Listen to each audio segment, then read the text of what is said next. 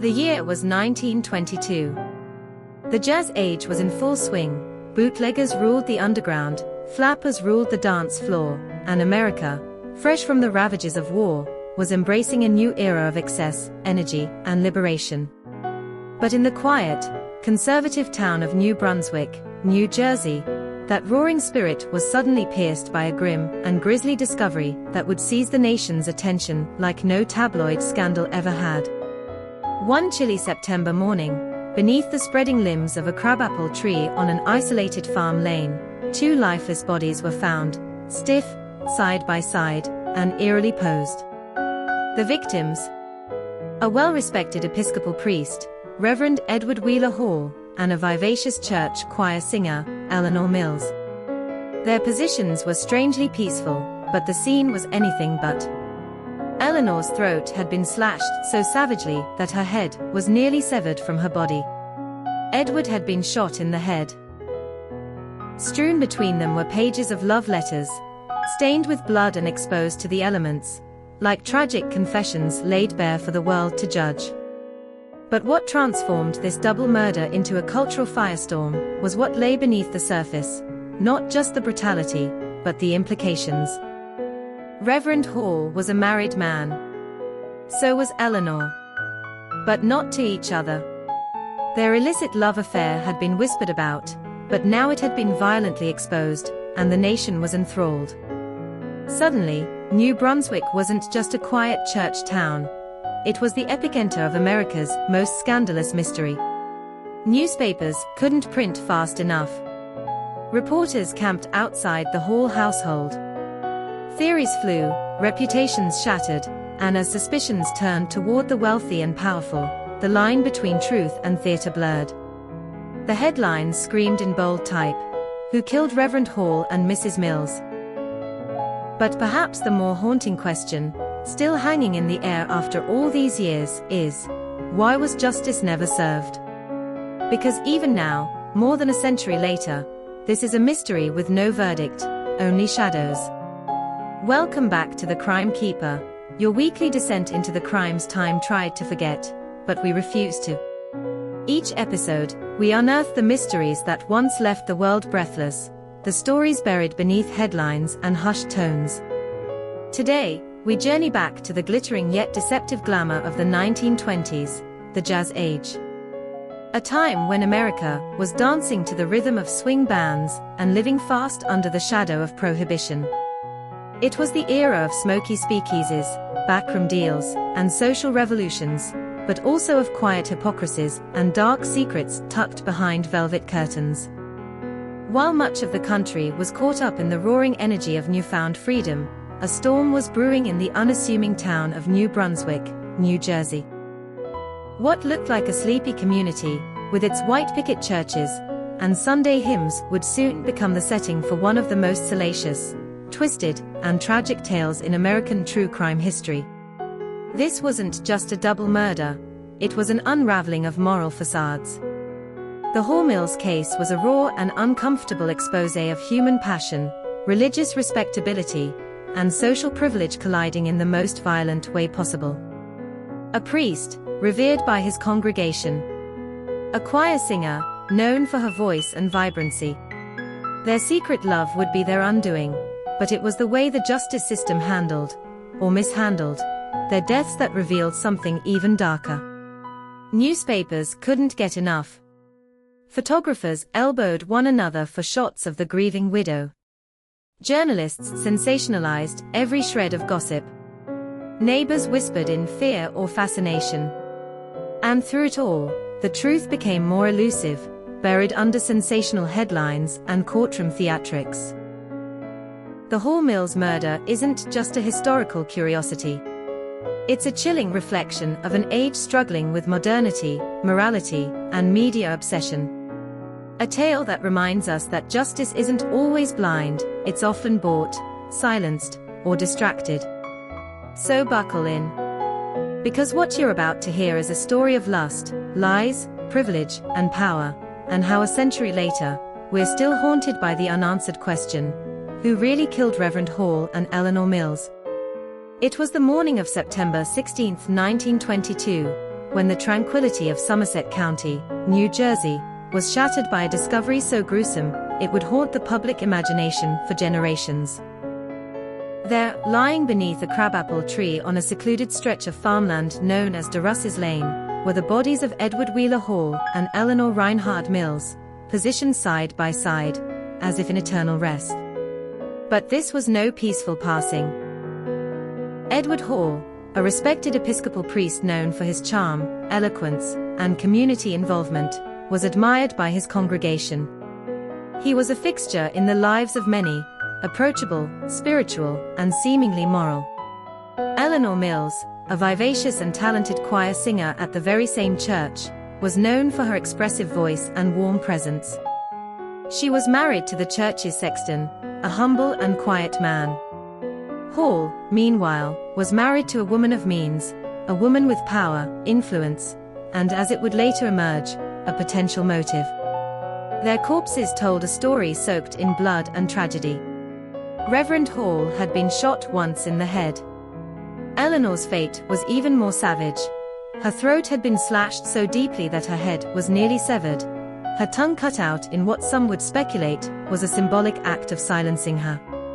As if ripped from the pages of a Gothic crime novel, their love letters, heartfelt, handwritten, and scandalous, were found strewn around their bodies, as if someone wanted the world to see their affair and judge it. But the shock didn't end there. You see, both Hall and Mills were married, but not to each other. Their affair, long rumored within the pews and social circles of New Brunswick, was now confirmed in the most horrifying way possible. What had been whispered about behind lace-gloved hands at church socials had become a national spectacle. And then came the bombshell. Suspicion quickly turned to Frances Noel Stevens Hall, Edward's wife. Frances wasn't just any wife. She was the daughter of one of New Jersey's wealthiest families, heiress to the powerful Stevens fortune. Reserved, refined, and intensely private, Frances rarely made headlines, until now. Alongside her, the spotlight also fell on her two brothers, Willie and Henry Stevens.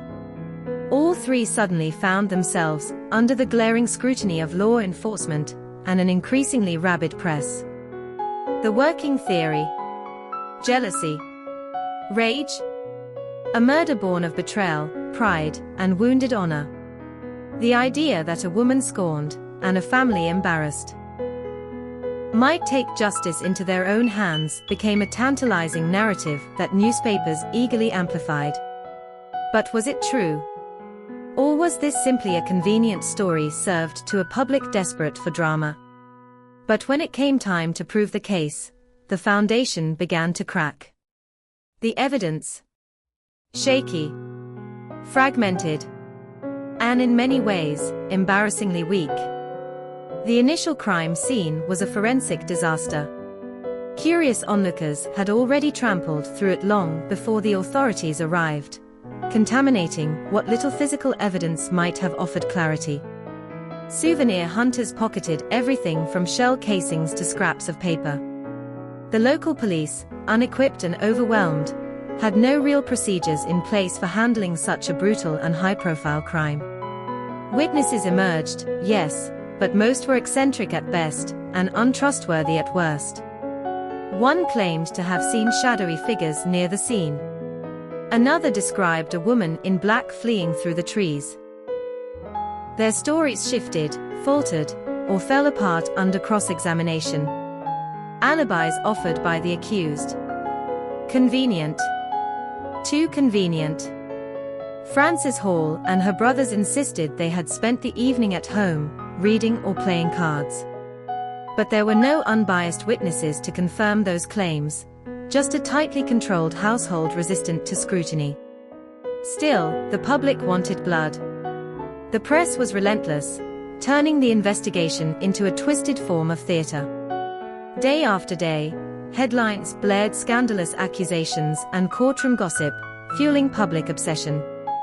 The media painted the case in melodramatic strokes: Eleanor as the tragic lover, Reverend Hall as the fallen priest, Frances as the cold and calculating wife. And the trial. It was less about justice and more about performance. Reporters filled the courtroom benches. Spectators lined up around the block. Even tabloids from other states sent journalists just to get a whiff of the drama. But when the trial concluded and the gavel finally fell, the outcome was as unsatisfying as it was shocking. Not guilty. Frances Hall and her brothers walked free. There were no convictions, no confessions, no real resolution. Just a swirl of suspicion and a sea of unanswered questions left behind in their wake. And so the case faded, not into closure, but into legend.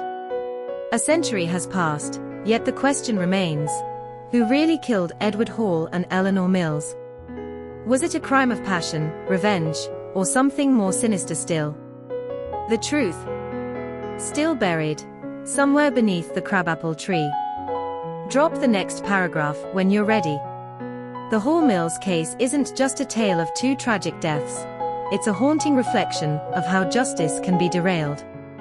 It shows us that sometimes, the truth isn't buried by a lack of clues, but by something far more insidious: power, privilege, and a collective silence, too uncomfortable to break.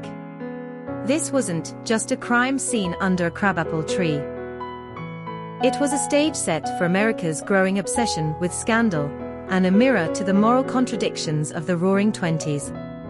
A time when the world danced to jazz, sipped forbidden gin, and pretended not to see the hypocrisy seething just beneath the surface. Nearly 100 years have passed, yet the Hall Mills murders remain unsolved. Not for lack of suspects. Not for lack of motive. But perhaps, because some truths were just too dangerous to confront. Was it a jealous wife protecting her name? A family defending its reputation?